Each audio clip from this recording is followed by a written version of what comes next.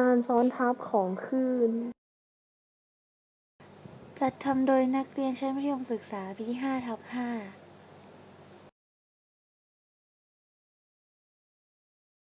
มีสมาชิกกลุ่มดังนี้ นางสาวปณิสา พลาพรหม เลขที่ 14 นางสาวภัทริน ใจราช เลขที่ 17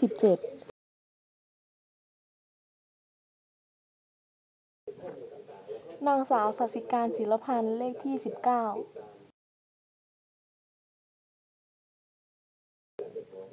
นางสาวนุชนาถ สิทธิศาสตร์ เลขที่ 39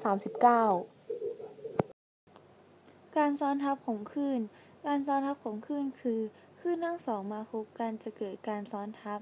การที่คลื่นสองคลื่นขึ้นไปเคลื่อนที่มาพบกันและเกิดการรวมขึ้น ปรากฏการณ์นี้เรียกว่าการซ้อนทับ superposition เมื่อคลื่นโดนสองคลื่นเคลื่อนที่มาพบกันจะเกิดการรวมคลื่นใหม่โดยที่คลื่นเดิมซ่อนรูปอยู่ในคลื่นใหม่ซึ่งคลื่นเดิมจะแสดงคุณสมบัติเดิมออกมาในรูปเดิมอีกเมื่อคลื่นนั้นเคลื่อนที่ผ่านไปการกระจัดของคลื่นใหม่ที่เกิดณตำแหน่งต่างๆจะเป็นบวกการกระจัดทั้งสองที่ตำแหน่งนั้นมีผลทำให้แอมพลิจูดใหม่ของคลื่นใหม่เท่ากับผลรวมของแอมพลิจูดทั้งสองการรวมกันของคลื่นสามารถจำแนกได้เป็น2แบบด้วยกันคือ 1. การรวมกันแบบเสริมเป็นการรวมกันชนิดที่ทำให้การกระจัดของคลื่นลับ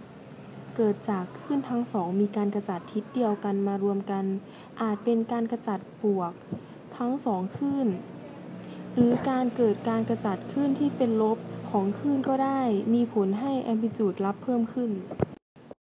จากการทดลองเมื่อคลื่นโดนสองคลื่นที่อนุภาคของเชือกมีการกระจัดในทิศเดียวกันเคลื่อนที่มาพบกัน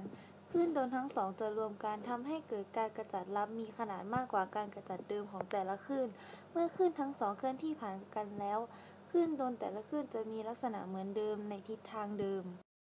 2. การรวมกันแบบหักล้างเป็นการรวมกันชนิดที่ทำให้เกิดการกระจัดของคลื่นลับมีค่าลดลงซึ่งเกิดจากคลื่นทั้งสองมีการกระจัดทิศตรงข้ามกันรวมกันทำให้แอมพลิจูดลดลงการรวมคลื่นย่อยมีการกระจัดทิศเดียวกันหรือทิศตรงข้ามกันจากการทดลองเมื่อคลื่นโดนสองคลื่นที่อนุภาคของเชือกมีการกระจัดในทิศทางตรงข้ามกันเคลื่อนที่มาพบกันคลื่นโดนทั้งสองจะรวมกันทำให้การกระจัดลับมีค่าน้อยกว่าการกระจัดเดิมของแต่ละคลื่นกลุ่มของพวกเราขอจบการนำเสนอเพียงเท่านี้ขอบคุณและสวัสดีค่ะ